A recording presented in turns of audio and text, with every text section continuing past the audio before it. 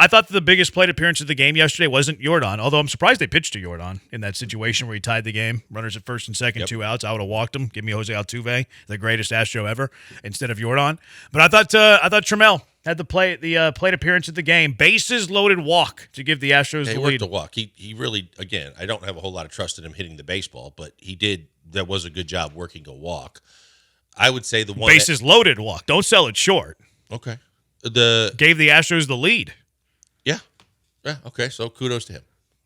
I mean, I don't know why you're. I thought Christian Walker had a great at bat too. Because the pitch that again, that was a good. When you're talking about protecting the plate, that was one that you could easily have seen a different hitter was chasing that ball. Sure. And the fact that he laid off of that pitch was a hell of a piece of hitting as well. I'm a little surprised that you're underselling the walk.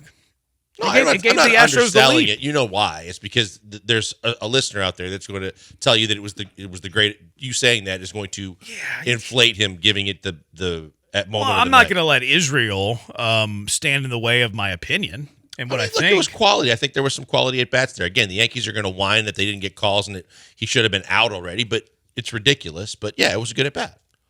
Can I tell you the at bat that drove me nuts? Altuve with a 2-0 count with 2 runners on, and he tries to frickin' bunt. Are you ready to move him down in the batting order? He's struggling again. And I know that he finds it. When you least expect it, you start losing confidence in him. He will find it again. But right now, he looks as close to lost as he can look. And the fact that he took a 2-0 heater and tried to bunt it, yeah, I'm ready to move him down. Yeah, I think it's that time. Altuve, whenever he struggled in the past, like in 2020, knocked on Dusty's office. Hey, Skip, move me down. I'm hurting this team. The only thing with this is the struggle hasn't been as great as it was in 2020. There's also not dudes behind him who are like banging down the door to move ahead of him in the lineup. Like, yes, I'm getting tired of grounding into double plays, but it's not like Christian Walker like deserves the promotion. It's not like Yainer Diaz deserves the promotion. Sanchez maybe, but only against righties, so that makes it a little bit tough. But no, he's struggling right now. No, he really is. The thing I would add to it, though, like, how long would you say this current struggle is? Like 3-4 weeks for Altuve? Probably. That's basically what he went through in late April, early May, and then obviously he snapped out of it and was great for 2.5, 3 months. So I'm not there yet. I still think this is kind of the ebbs and flows of the natural baseball season. I would say it's a couple weeks maybe, but he's still had multi-hit games and he's had some good games. It's just right now, to me, he literally walking back to the dugout and doing some of the things that he's tried to do and is doing at the plate, he looks like he's lost.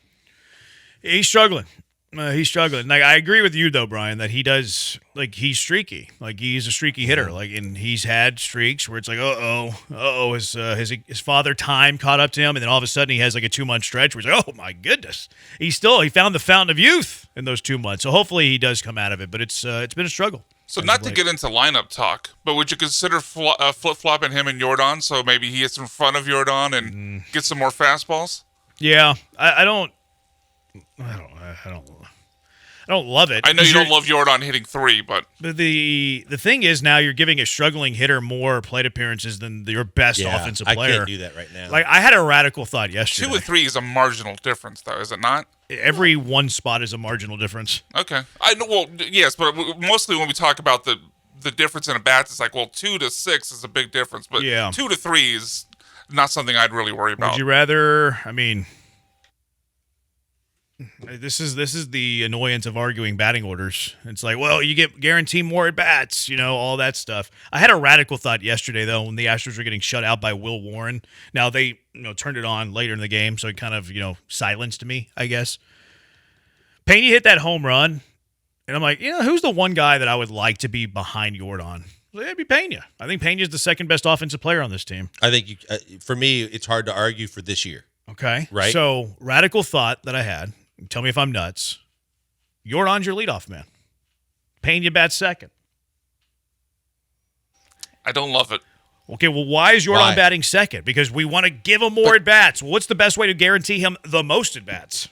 You're right, Brian, you say you don't love it, but it's not unconventional anymore when you think about Judge and Schwarber and a lot of teams doing exactly that for that sole reason. I want as many at-bats as possible for my best hitter, and I'm putting him in the leadoff spot. No, I completely understand. My objection to it is not like anti-analytics or that it's completely foreign because exactly what you said. A lot of teams are doing that now, but I mean, I think Jeremy has said over and over again, Yordan was put on this earth to drive in runs, and I don't love him coming up to bat after 7, 8, 9. Is my point. The thing with him batting fourth is he's not going to see any pitches. So, like, it is a vibes thing. Like, I do believe in your best slugger hitting cleanup. I do believe that if this team was clicking on all cylinders, that the best lineup, if they're clicking on all cylinders, is Yordan batting fourth and stacking your best 3 on-base guys in front of him. But this offense is reeling. You're trying to use him as your spark. And look, they exploded offensively yesterday, so this is a thought that I've pinned for the moment. If they go into another struggle, let's reopen that conversation. Let's reopen that can. So I'm kind of silent on it right now. Just a radical thought that I had. But you guarantee him the most plate appearances. No one's pitching to him anyways with runners on base. Although Boone did yesterday, shouldn't have done that. That was a bad decision. Like, he's not going to get pitches to hit anyways with runners on base. So why not? Okay, well, if he's not getting pitches with runners on base, no one's going to give him the opportunity to drive in runs. Well, there you go. Just give him the most at bats every single game. I'm not against it. I mean, again, if this was the first team that was experimenting with something that's this radical, it's one thing. But when you see the significant hitters that teams in baseball have done this with, and I understand your point, Brian. I agree with you that especially with what they've kind of rotated through for 7, 8, 9, it's a tough sell sometimes to think that there's going to be, because I get, other than the first inning, the way that the game flow is going to tell you how many times he gets to come up with who's on base. But you're right, 7, 8, 9 matters, and I can understand the concern. Well, he's not batting with people on base right now anyways. Like 7, 8, 9 versus 8, 9, 1. And if that 1 is getting on base, they're not pitching to him anyways. So, yeah, my argument would be 7, 8, 9 versus 1, 2, 3, which also might not be a big difference because I would hit him fourth, but I hear what you're saying. The issue with hitting him fourth, and look, I'm talking out both sides of my mouth here, because ideally he would be my 4-hole hitter if all things were clicking, is that he's never going to see a pitch to hit in a critical spot. And you're reducing his plate appearances. So that's my pushback with him hitting fourth. But even if he's hitting first, though, and it's a critical situation, he still won't see any pitches. Right, so both scenarios he's not seeing pitches in critical situations. So if that's equal, why not give him the most plate appearances? It's a fair argument. I still don't. I don't know. Maybe this is holding on to an old school style of thinking, and my dislike of it. But I see your point. So 7 times out of 10, I'm on your side. Yeah. But I think with this current construct and their current results, their current form, I think that it can't be used at the moment. So ideally, where do you put an Altuve if you're going to kind of slide him? I haven't really thought of it past 1-2, but I like the lefty-righty thing. I don't hate the idea of Sanchez hitting third. Yordan, Peña, Sanchez, Correa, Altuve, 1 through 5. I just don't know if I don't know if I believe and trust in Sanchez enough to put him that high. Way better form than Altuve right now. Well, I can't argue that. Right? Yeah, I'm going on form. I'm not saying this is permanent. I'm saying right now. I'm saying for the moment until they tell me otherwise. Righties, or you just only against righties? Only against righties. Yeah. He shouldn't be in the lineup against lefties. Right. At that point, you just probably move everybody up, or maybe even use Altuve in the 3 spot against lefties. Because actually, I think he's better. I think he's better against righties this year. I think he has reverse splits. Peña also hits a lot of infield hits. His speed allows him to beat, leaving Yordan prone to being thrown out at second. Seems Yordan is hitting more singles since he's come back than anything else. Now, Peña could beat out some of those double plays. Just flip Altuve and Yordan with Correa cleanup. That was kind of Brian's point. Texture, right, Brian? That's baseball 101. Yordan is not a leadoff hitter. Yeah, but we've gotten away from the traditional leadoff man. Texture needs a slump buster.